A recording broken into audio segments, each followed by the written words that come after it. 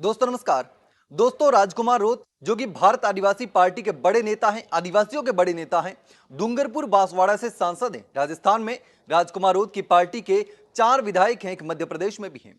अब राजकुमार रोत की पार्टी, राजकुमार रोत और राजकुमार रोत के जितने भी संगठन हैं, बाप के जितने भी संगठन हैं, उन सभी ने सड़क पर उतरकर अरावली को बचाने के लिए लड़ाई शुरू कर दी है, आंदोलन किए जा रहे हैं।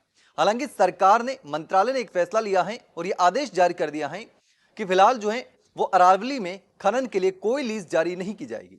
लेकिन अभी भी खतरा जो है वो कम नहीं हुआ है, क्योंकि सरकार की मंशा पर सवाल खड़े हो रहे हैं। सरकार ही कोर्ट में, सुप्रीम कोर्ट में गई थी और सुप्रीम कोर्ट ने कहा कि 100 मीटर से जितनी नीचे की जो अरावली की पर्वत श्रृंखलाएं हैं उन्हें अरावली में काउंट नहीं किया जाएगा। अरावली में शामिल होने के लिए पहाड़ का कम से कम 100 मीटर होना जरूरी है। उसके बाद से पूरे राजस्थान में बवाल खड़ा हो गया है। राजकुमार रोत ने केंद्र की मोदी सरकार को साफ तौर पर चेतावनी दी है कि अरावली को हम कुछ भी नहीं होने देंगे। इसके साथ ही राजस्थान की भजनलाल सरकार पर भी कई सवाल खड़े कर दिए।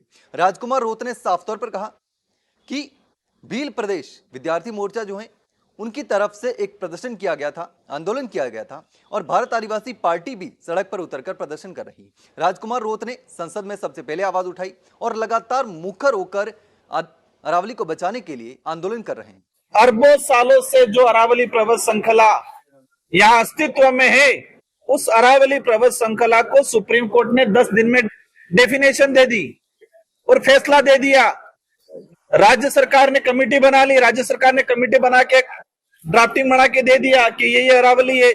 मतलब वो जो अरबों सालों से जो अरावली पर्वत श्रृंखला जो अस्तित्व में है, उसको सरकार कुछ दिनों में कुछ अधिकारी मिलके, जो सरकार के लोग हैं, वो मिलकर डेफिनेशन दे रहे हैं कि इसमें 100 मीटर के ऊपर वाली अरावली माना जाएगा, 100 मीटर के नीचे वाली को अरावली नहीं मानते हुए इसको खनन के लिए अलाउ करेंगे।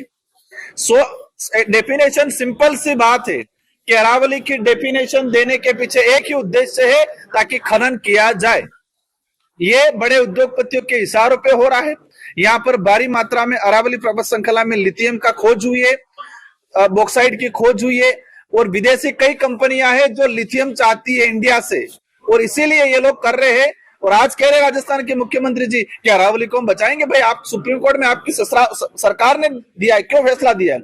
लोगों को गुमराह करने का काम दूसरे लोग कर रहे हैं, कह रहे लोगों के गुमराह करने का काम तो वो स्वयं कर रहे हैं। सरकार दोबारा संज्ञान दे, सरकार दोबारा सुप्रीम कोर्ट में इस डेफिनेशन की जो परिभाषा दी थी उसको खारिज कराए और एक पुनः कमेटी बनाए और पुनः कमेटी बना के सुप्रीम कोर्ट की एक व्यवस्थित डेफिनेशन तय करे और तय करने से पहले इस क्षेत्र में रहने वाले लोगों से एक जनसुनवाई करे। एक जनसुनवाई करने की जरूरत है, जनसुनवाई करके लोगों की क्या राय है, लोगों की क्या सलाह मशुरा है, इसके बाद उन्होंने कागजों में बैठ के, कागजों में देख के उसको डेफिनेशन देने का काम किया है।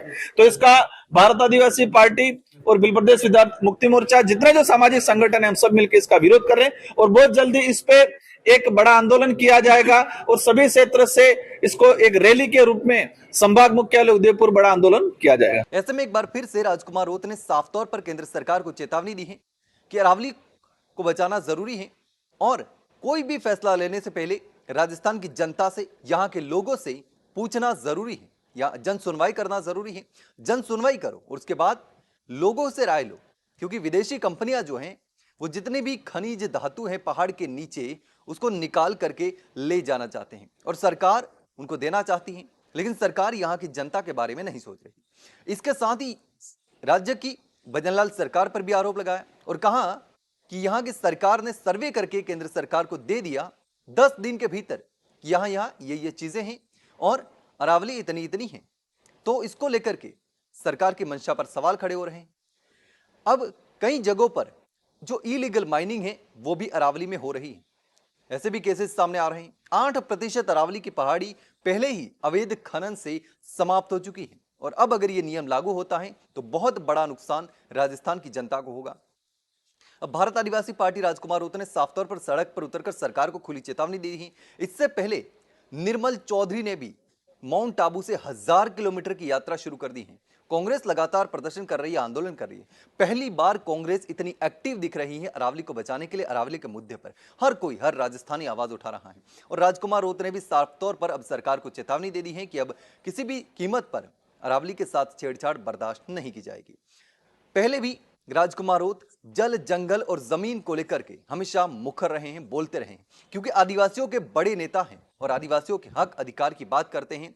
और जल, जंगल, जमीन आदिवासियों के लिए है, आदिवासियों का अधिकार है और आदिवासी जंगल में रहते हैं और इसीलिए जंगल, पर्यावरण, जमीन, पानी, इनके लिए हमेशा राजकुमार रोत मुखर होकर बोलते आए हैं। ऐसे में अब देखना होगा कि आखिर इस पूरे मामले पर क्या होता है। फिलहाल के लिए जो है पर्यावरण मंत्रालय जो है सरकार का, केंद्र सरकार का, मोदी सरकार का, उसने अरावली में किसी भी प्रकार की माइनिंग पर रोक लगा दी है, किसी भी प्रकार की लीज जारी करने पर भी रोक लगा दी है। लेकिन अभी भी सरकार की मंशा पर सवाल तो खड़े हो ही रहे हैं। लेकिन आपको क्या लगता है, राजकुमार रोत जिस तरीके से आंदोलन कर रहे हैं आदिवासियों के लिए, राजस्थान के लिए और अब अरावली के लिए भी आंदोलन कर रहे हैं, सड़क पर उतर गए हैं, आप इस पूरे मामले पर क्या सोचते हैं? कमेंट सेक्शन में कमेंट करके जरूर बताना।